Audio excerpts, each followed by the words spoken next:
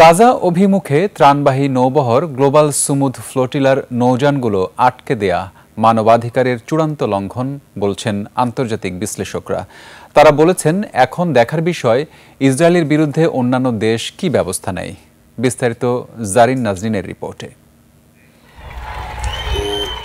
গাজার উদ্দেশ্যে রওনা হওয়া মানবিক সহায়তা বহনকারী ফ্লোটিলা আটকে দিয়েছে ইসরায়েলি বাহিনী।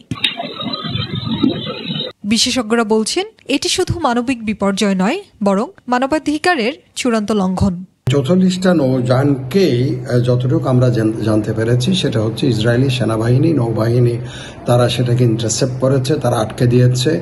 এই যে মানবিক সহায়তার বিরুদ্ধে তারা অবস্থান নিয়েছে। যেই জাহাজ অন্য কোনো দেশে যাচ্ছে, যেভাবেই আমরা ধরি গাজা তো আর ইসরায়েল না, সেখানে যাচ্ছে, তাদেরকে আটক করবার বা বাধা দেওয়ার কোনো অধিকার ইসরায়েলের নাই। বিশ্বের বিভিন্ন দেশ ইসরায়েলের এই অমানবিক কাজের নিন্দা জানিয়েছে।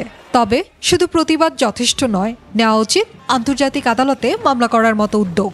ফ্লোটিলাকে আটকে দিয়েছে, সেটা আন্তর্জাতিক আইনের লঙ্ঘন।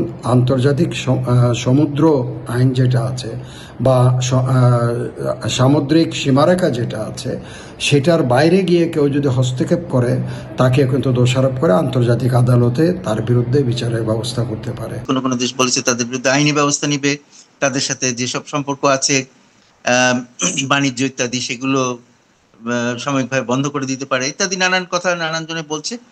কিন্তু আসল কথা হলো যে ইসরায়েল এদেরকে আটক করে বরং আরো নিজের ক্ষতি করলো। মানবিক সহায়তা পৌঁছাতে না দেওয়া কেবল একটি আঞ্চলিক নয়, বৈশ্বিক মানবাধিকার ইস্যুতে পরিণত হয়েছে। আন্তর্জাতিক কূটনীতির পরবর্তী পদক্ষেপ এখন সবার নজরে। বেড়ালের গলায় ঘণ্টা কে বাঁধবে আমরা দেখবো, আমরা অপেক্ষায় থাকবো যদি কারো সাহস থাকে। জারিন নাজরিন, 21 টেলিভিশন, ঢাকা।